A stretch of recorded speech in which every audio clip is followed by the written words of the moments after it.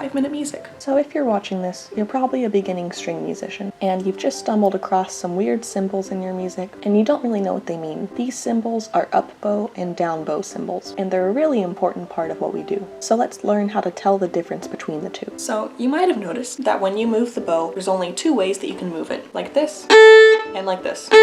Pushing and pulling. For string instruments, we like to coordinate the direction of our bows. So in our sheet music, we have upbow and downbow symbols. This is what a downbow symbol looks like, and it means to pull the bow. So the bow is moving to the right.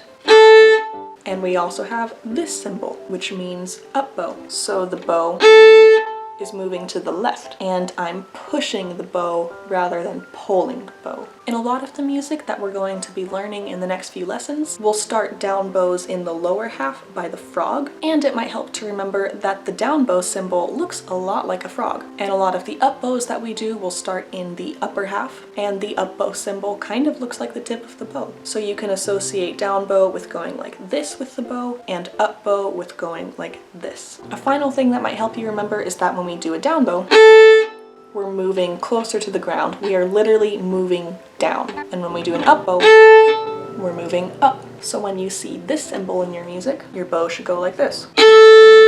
When you see this symbol in your music, your bow should go like this.